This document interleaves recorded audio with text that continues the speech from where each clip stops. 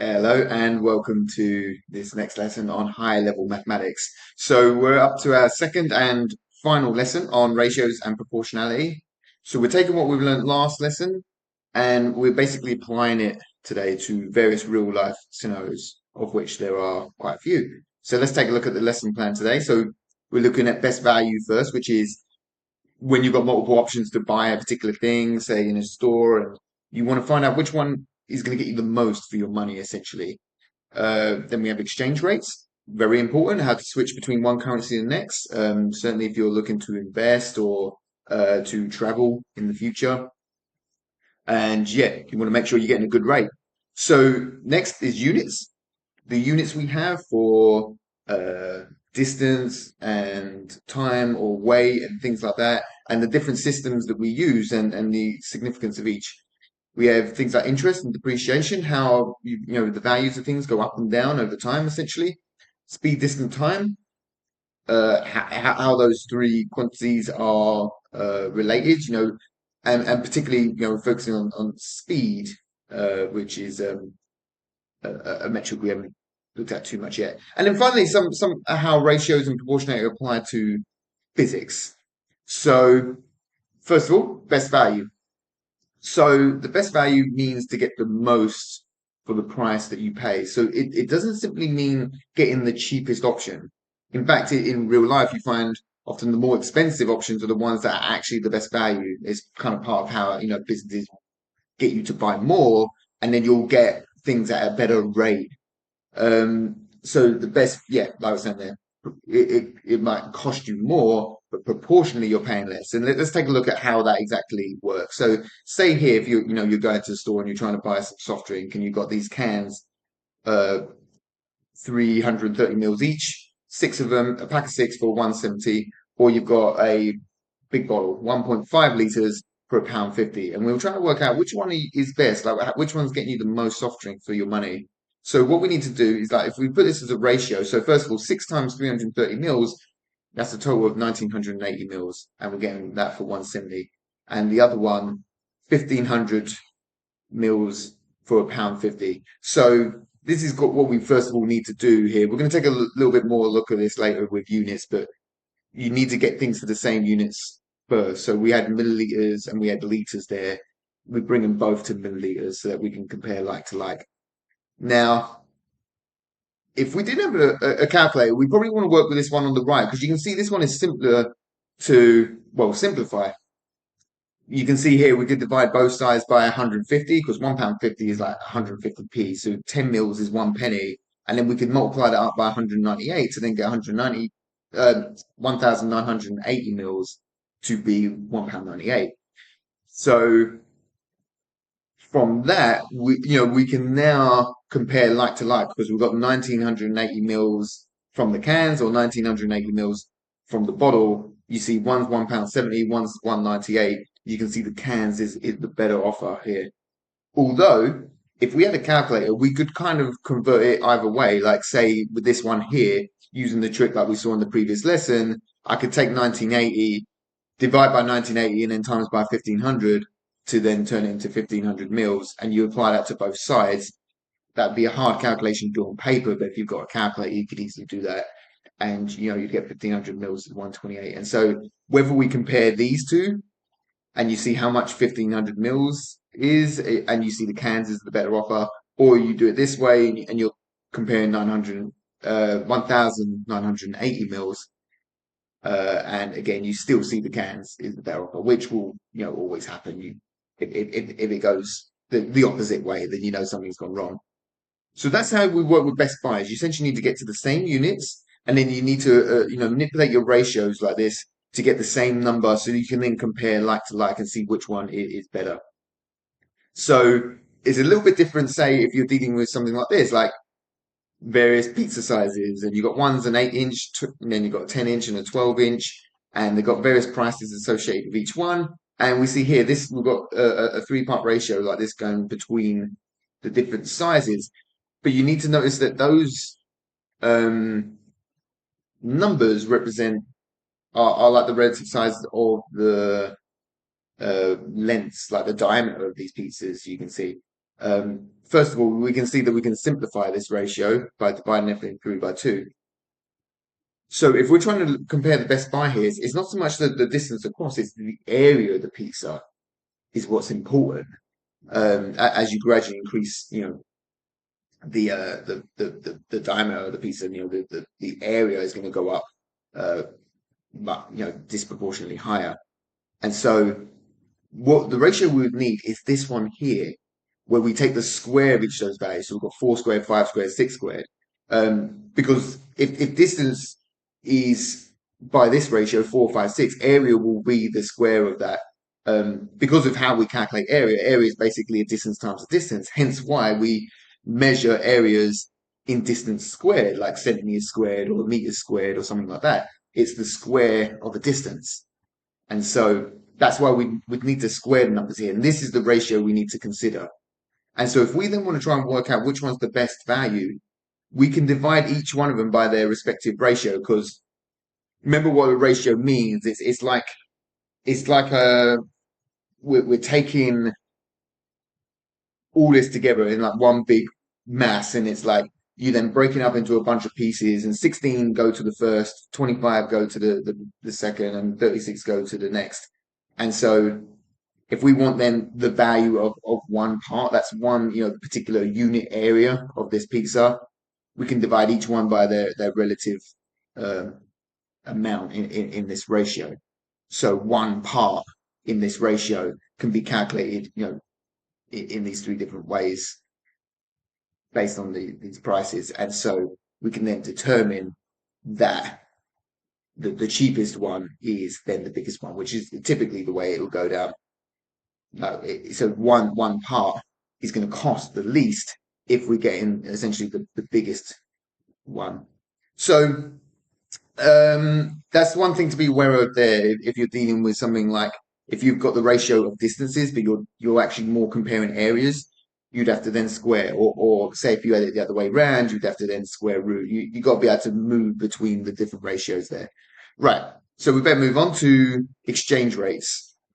So that exchange rate tends to look something like this. Where you got £1 is €1 19 cents, like that, and um, we can then put it as a ratio like this, which is kind of looking about the same there, um, and then we can just scale them up in the same way we've done before. So say if we've got £1 is €1 19, £257 is then going to be that €1 19 times 257, just times in both sides by 257. So it allows us to then work out that £257 would be €305 83 cents.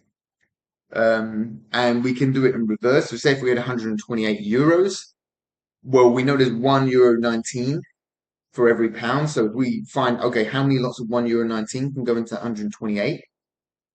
Well, that's a division, isn't it? And so then we can do that division and calculate how many pounds that's going to be.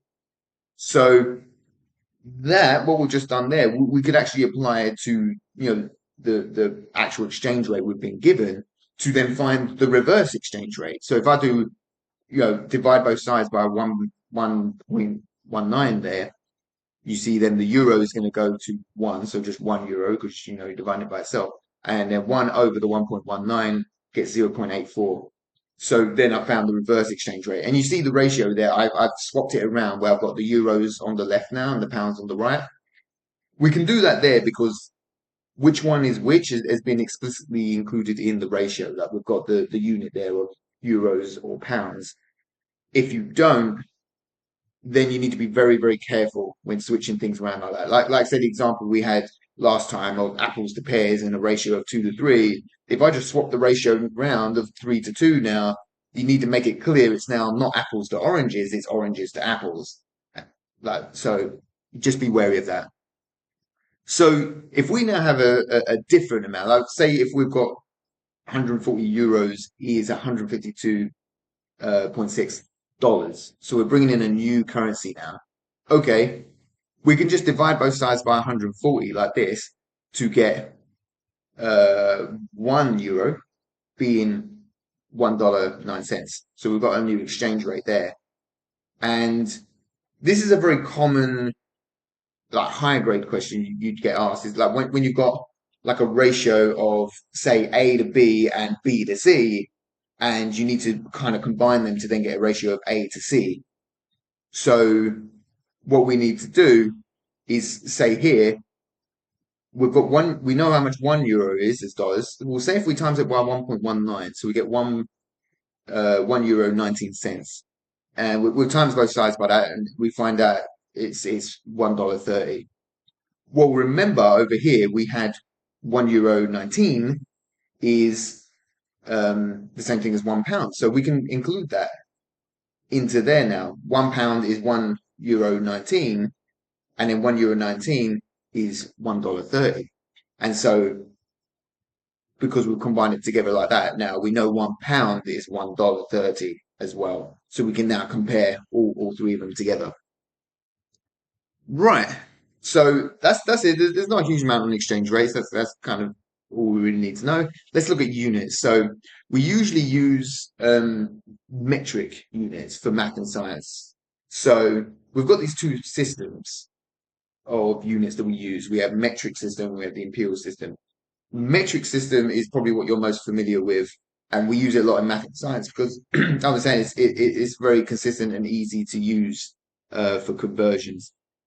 Whereas imperial units are less practical, but we're still used in various places because they're familiar and the high cost of changing existing infrastructure. Um, and then you have other units which are universal units. They're not part of metric or imperial. And that's things like forces or angles that we use degrees for, time. We've got seconds, minutes, hours, days, weeks, months, etc. Um, they're kind of outside of these two systems. So create a little table here to show you some examples of the two different systems. So we've got the metric system and the imperial system. So you see the metric system there, you're probably quite familiar with. And you see they're easier to use because we just tend to have, say, meters for distance. So yeah, if I include that in the types of units we have here, we've got length, then we've got volume, we've got temperature, we've got mass. So you say with like meters, we just have meters, don't we? And then if we need different sizes, we can then do millimeters, which is 1,000th of a meter, or kilometers, which is 1,000 meters, and so on and so forth, like that, which is then easy to convert between, as we've seen before, because it's just factors of like 1,000 or 10 or 100, powers of 10, basically. All we have to do is shift the digits along because we have a base 10 count system, going all the way back to lesson one there. So we it works well for science and math. But you see these other units, these are more outdated units that we've used historically, but we still use them today. For, say, example, like something like miles, and here in the UK we have, speed signs throughout all the country, that's all measured in miles per hour and stuff. We don't really, change it because people are used to it, and it's the cost that would take to go through the entire country and change all those signs just to then use a different system. So that's why we sometimes still use these older units. And you see here, they don't have really, killi and millimeter, that sort of thing. There's a different name for each size. So for distance, we've got miles, and then we have yards, we have foot, we have inches. So you don't really have to memorize how much these are compared to metric units. In a question, you'd always be given what the how much each one is relative to the other. Then you'd have to just then use it in the question. But it's good to be aware of what these different types of units are and what they're measuring. So pint gallon is volume, Fahrenheit is temperature, and so on. Right. What we want to be aware of is also compound units like these here. And you see the types of things they're measuring. I've got listed here. So meters per second. So when you have it's like a division, like meters divided by seconds, but we will say it as meters per second. And this is an example of a rate of change. And so here it's basically describing how many meters are you moving for every second that passes. That's an example of a speed. Or you've got area, like we've already seen, a distance times a distance, meters squared. Volume, which is then distance times distance times distance again, so you get centimeters cubed. We'll look a lot more at that when it comes to geometry. And an important thing to remember is that a centimeter cubed is a milliliter as well. So you can convert between like a centimeter, like distance cubed and actual like milliliters and liters like that. Ones we'll look later in this lesson as well is pressure and density, which is basically force over area or mass over volume, as you see with density at the bottom there. Right, compound. That's compound units. So let's take a look at a couple of quick examples how to convert between them. So you got a simple example like this, like I was saying, where you might be told that 1 centimeter is this number of inches. So that the conversions are never that great, and so you're not expected to memorize them.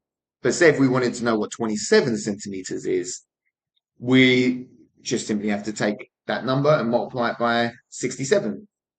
And you see we get 26.4 inches. So quite straightforward there if you're just doing a simple conversion. So let's take more of a complex question that we would actually, come across in exam or whatever. Say here, we're traveling from London to Manchester. It takes 260 kilometers. This guy called Tom, his car can drive 50 miles using a gallon of petrol. The petrol costs £1.15 per litre. How much is this journey going to cost? And we've been given some simplified conversions at the bottom there. So, okay, what do we do with this question?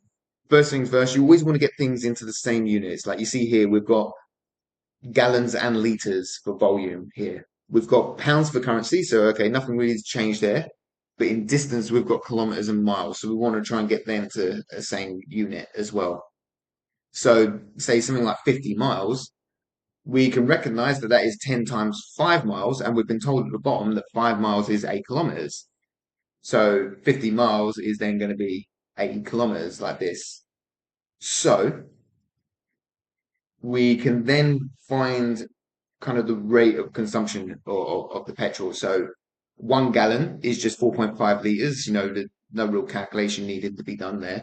So 1 gallon, we've been told will do those 50 miles, which we've now worked out is 80 kilometers.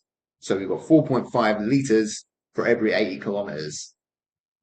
So that's a rate. That's 4.5 divided by 80. And we do that calculation, we get this number here, 0.05625 liters per kilometer.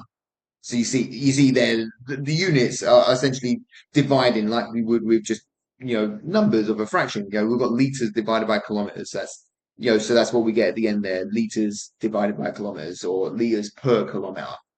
So it's a rate. How many liters of fuel are we using for every kilometer we travel? And then well, we can then just times that by our distance now. So if we're using this many liters per kilometer we travel, well, times it by how many kilometers we've traveled, and it'll get us the number of liters we've used up. And so then we can times that by the rate of cost for, fuel. If fuel costs £1.15 per litre, and we know we've got, this 14.625 litres is what we've used, times those two together, and we get a total cost of £16.82. And so you can kind of work out that whether or not you're doing the right calculation by looking at the units. Like you see here, we've done kilometers times by liters over kilometers. The kilometers will cancel out and leave you with liters, and so we know we're calculating a volume there. Or the one at the bottom, we're doing liters times by pounds divided by liters. And so liters divided by liters cancels out, and we get just left with pounds. And so we know we're working out a cost there. So you can kind of use the currencies to determine precisely what you're calculating and confirm that what you're calculating is right. Like say if you're trying to calculate the cost of something, but the thing you're calculating, you use your units and you see it's coming out to say a distance, well then something has gone wrong. So that's a really handy way to kind of work out what the right calculation needs to do. Right. So let's move on now to interest and depreciation. So interest is an important concept in particularly say things like banking or anywhere where you've got value of something growing over time. And we have two concepts we need to be aware of, simple interest and compound interest. And then depreciation is kind of the opposite, where it's just how something devalues over time, how the value goes down. And we only really look at compound depreciation. We don't, there's not really such thing as simple depreciation. So, okay, if we have, like, say, this scenario here where someone's got £12,500 in their bank and it accrues 2% simple interest per annum, How much would I have in their account after 1 year? So there's a few key words here to be aware of. Accrues means to grow, to gain. Per annum essentially means per year, like annum as in annual, like per year. Um, we need to know how much they got after 1 year. So what we do is we use our knowledge of fractions. We need to find out 2% of £12,500. We'll put that 2% as a fraction, which is 2 out of 100. And then we just need to simplify this calculation so we can find out that's going to become 250. Or if you have a calculator, which you often will for these types of questions, you can always just use that. And so, okay, we add that 250 to the original amount. There you go. That's a 2% increase after 1 year. How much would I have after 5 years? Well, if we're just doing simple interest, so okay, after just 1 year or one iteration, whatever interval of time you're looking at, it's not going to make any difference whether it's simple or compound. Once you're doing many years, it does. So simple interest means that amount, that 2% increase you calculated the first year, you're just adding that same amount year after year. So here, after 5 years, we just add five lots of 250, and that's it. Now, if we look at a different scenario where we look, well, the same scenario, but we're looking at compound interest now. Okay, what's that going to be after 1 year? Well, it's going to essentially be the same thing, but we're going to calculate it slightly different. Rather than using a fraction, use a decimal. And for these, yeah, you definitely will need a calculator. And to calculate compound interest, you almost certainly will have a calculator available for these kind of questions. You do that calculation, you'll find it comes out 250 again. And so a 2% increase. Rather than adding the 250, what we can do is we can just calculate the 2% interest directly by essentially times it by 1.02. Because 1.02 is essentially the same as 102%, isn't it? And that's what essentially we're trying to find is 102%. That's basically a 2% increase. You had 100% before, now we're going up to 102%. And so if we times it by that, it just gets us to that answer straight away. And the reason why we're doing that is because say if now we want to do it after 5 years or any number of years, this becomes a very fast calculation because rather than doing it like this where you're adding the 250 and now I would have to, so this is the difference with compound interest. We have to recalculate what the interest is after each time. So rather than it just being 250 and then staying the same every year, which is simple interest, compound interest, we now have to calculate the interest again. So it's not going to be 250. We go from we increase up to 12,750. Now we have to calculate 2% on that. And, in the same way, which is 255, and then you'd have to add that on, and then you'd have to calculate now the 2% of this, again, and then add that on. It becomes very long and cumbersome. So you don't want to do it this way. Instead, we can do it like this, where you see where we saw that what times by 1.02 is essentially giving us that 2% increase straight away. Well, if we want to then do it a second time, we've just got times by 1.02 again. And if we want to do it a third time, we times by 1.02 again. And so if we want to do it 5 times, we just need to times by 1.02 5 times. And we know from what we did before on indice laws, that's going to essentially be times by 1.02 to the power of 5. And so we get one simple calculation there. We can plug into a calculator and it'll just take us directly to the answer. So that's why we tend to use decimals like that when we're doing compound interest. And it just makes things so much faster. Right. So let's look at, say, like if we're trying to do the reverse, relatively straightforward. So say if we've got something like this, 30,073.75 someone has in their bank account after 7 years of accruing compound interest at 2.5% per annum, how much do they have in their account at the start? Well, we just need to do the reverse of what we've just done. So they had some amount and it's accrued 2.5% every year for 7 years. So a 2.5% increase is going to be times them by 1.025 here. And we're times them by 7 times. So we're times them by 1.025 to the power 7. Okay. And that gets us to this value of 30,073.75. So if we're trying to work our way backwards, we simply need to just divide by that number and it'll take us back to the original value of 25,300. So if you understand how, yeah, you really understand how it works in one direction, then you simply just need to then do the opposite to then work your way back.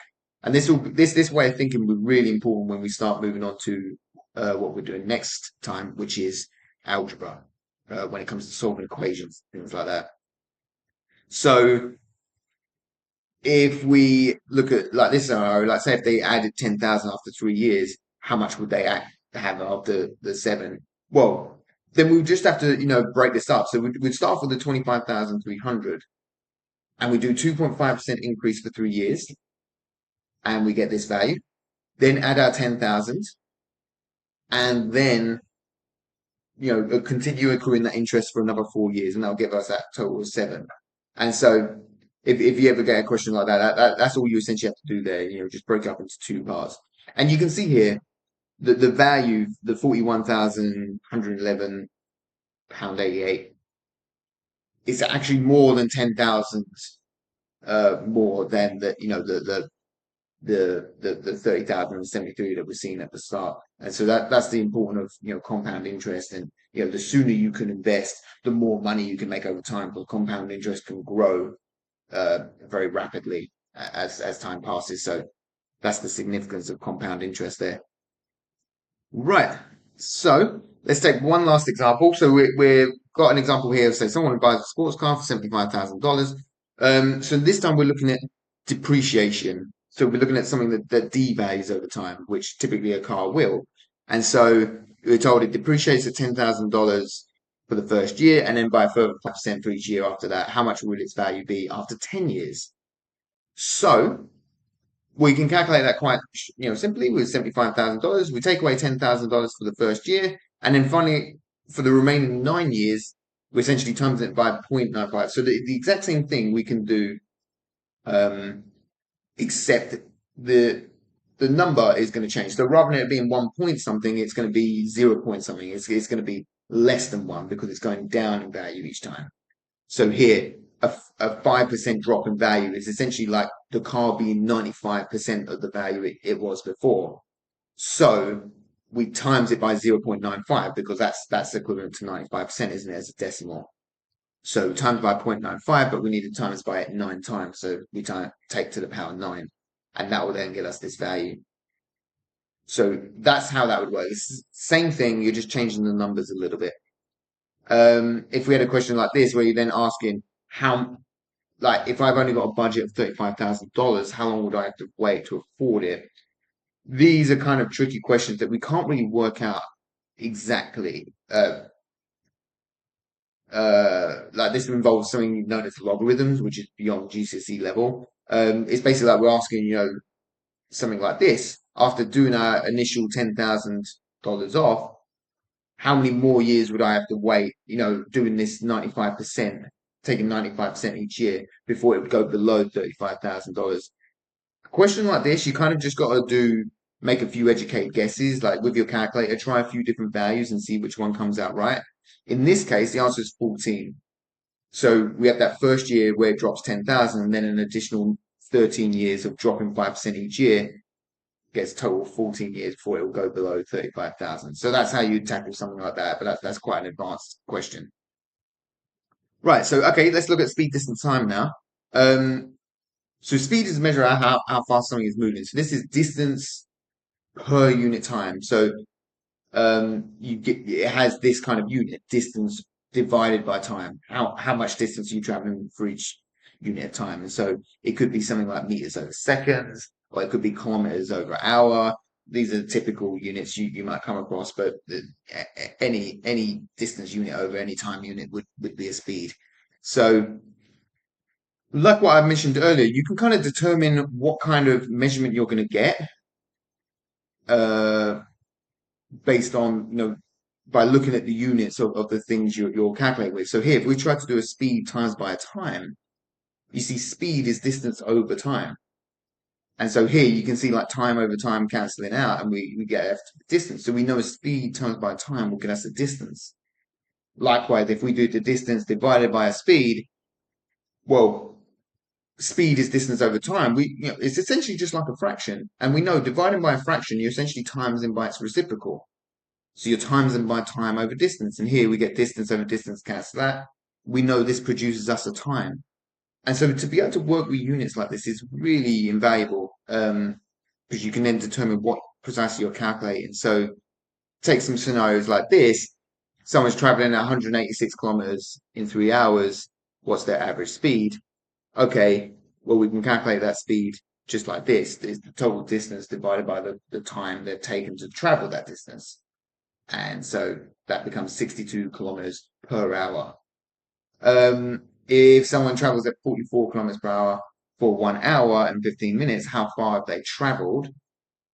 Okay, so we're trying to find a distance. Well, that distance is going to be the speed times by the time taken that the time that they've been traveling at that speed. In this case, an hour 15 is 1.25 hours. So we need to be able to combine those hours and minutes together in some way. 15 minutes is basically a quarter of an hour. So we get 1.25 hours there. And so if we times those two together, again, you see that hours divided by hours cancel out and we're left with kilometers. So we know this is going to produce a distance here. If someone travels a distance of 78 miles at a speed of 52 miles per hour, how long would this take? So we're trying to calculate a time. Time is then, yeah, our distance divided by speed. So we do the 78 divided by 52 gets 1.5.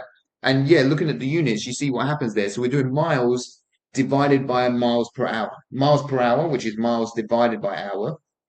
Well, we're dividing by that fraction. So it's essentially like miles times by hours divided by miles. Miles over miles cancel that, and we get 1.5 hours. So again, you don't need to necessarily do that in an actual test. You could just do 78 over 52, you get 1.5 hours or 1 hour, 30 minutes. But it's really handy to have because then you can be sure that you've done the right calculation because sometimes it's people might not be sure. Do you do this divided by this or the other way around or are you multiplying them? Looking at the units like this, you can then be sure you're doing the right calculation. Right, so finally, we've got to look at some physics examples quickly. So there's only really a couple of things we look at in physics. So we've got pressure, which is like force applied over some area. So imagine like we've got this, which is not a parallelogram. You've got to kind of think of this in 3 dimensions, where this is like a surface, and I put a cube on top of this surface. Then this cube has a force it's applying down due to its weight, and that force is being applied through the surface area that is touching that surface, that bottom square of the cube. And so that's how we calculate pressure. It's basically the force that cube is applying divided by the area that force is being applied over, which is then that base that is touching the surface. So that's how you think of pressure. Obviously, if you had a lot of force over a very small area, it's going to be a very high pressure. If it's like a small force over a very large area, then the pressure is going to be quite low. So if we look at an example, say if an object exerts a force of 10 kilonewtons on an area of 2 centimeters squared, the pressure would be just this. It's the force divided by the area, and we get 5,000 newtons per centimeter squared. So it's 10,000 because kilonewtons, thousands of newtons, just the same way like with any other unit. We could then convert that to half of a newton per meter squared, which is normally the standard unit we use for pressure, which is what's known as a Pascal, the newtons over meters squared. So okay, so let's look at an actual more like a problem you'd get in the exam. So say something like this, where you've got a crate of goods, exerts a force on a shelf because of its weight of 5 kilonewtons. Its base is 1.2 meters by 2.3 meters, just a rectangular kind of shape. And the shelf can only withstand a pressure of up to 2 kilonewton per meter squared. And we want to know, is it safe to store this crate on the shelf? Is it likely to break? So first of all, let's try and calculate that area, which we haven't looked at areas much yet, but for a rectangle, it's just, simply times its two side lengths, and we get 2.76 meters squared is then its area. And so the pressure is just going to be this. It's the force it's producing, the 5 kilonewtons, divided by the area in which that force is being applied. And so we calculate that it comes 1.812 kilonewtons per meter squared. So I left it as kilonewtons this time because you see the pressure that we need to compare against, like the 2 kilonewtons per meter squared, they also use kilonewtons. So you've got to make sure the units line up first. Kilonewtons per meter squared. So we're all the same there. That's fine. And we can see that's less than 2. So it is safe, even though it's kind of pushing it, it is safe to place it on that shelf. So one last thing is density. I know it's quite a long lesson. One last thing here is density. Another a physical quantity you need to be aware of, which is mass per unit volume. So it's not a measure of mass, it's a measure of how tightly that mass is packed in space. So it has this kind of formula, mass per volume. So mass divided by volume. And so we've got an example here, like say if we take a brick and a sponge, they've both got the same volume, 400 centimeters cubed. But you see they've got very different masses. So the brick is 2.8 kilos, the mass of the sponge is 320 grams. And so if we, work out the density, which is its mass divided by the volume it has, and I've converted the kilos, to grams, so that we're comparing the same unit as grams per centimeter cubed. You see, even though they've got the same volume, the density is different. Like the brick is 7 grams for every centimeter cubed of volume, whereas the sponge is not even 1 gram. So that's the importance of density, and what density actually means is how tightly is that mass packed. So couple of questions here. So the density of the Earth's atmosphere is this, 1.225 kilograms per meter cubed of volume. What would be the mass of 60 cubic meters? Well, we've got the mass for every 1 cubic meter.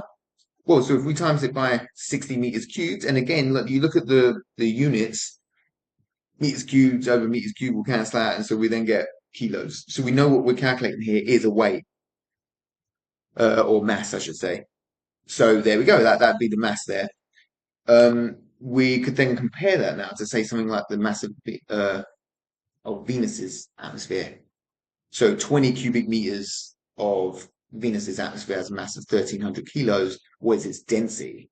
So, well, we just need to take that mass divided by the volume that mass takes up, and that will give us how much mass there is per unit volume.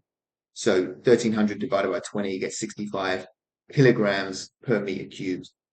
And so finally, if we wanted to compare the two, we could essentially divide the density of Venus's atmosphere divided by the density of Earth's atmosphere. So 65 divided by 1.225, you see the units are the same, so they'll cancel out. And what you're going to get is just what's known as a dimensionless number, like it has no units. This is just essentially a scale factor now. So what this means is Venus's atmosphere is 53 times denser than Earth's atmosphere. So very, very dense there. You probably won't want to live there. It wouldn't be survivable. Um, so yeah, that's density and what it is, how it works. So finally reached the end.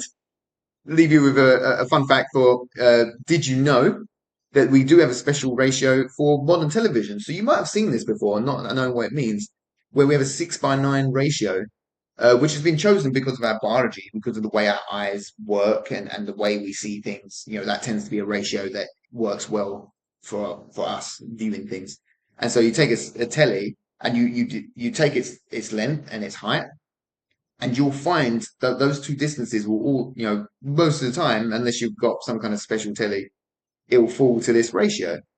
And the same thing applies to like resolutions of a telly. Like if you've seen things like this before, like HD, full HD, 4K, 8K, and you see these ratios that come with it, you might want to, fiddle around with these numbers on a calculator, and you'll find all of them will simplify to this ratio of 16:9.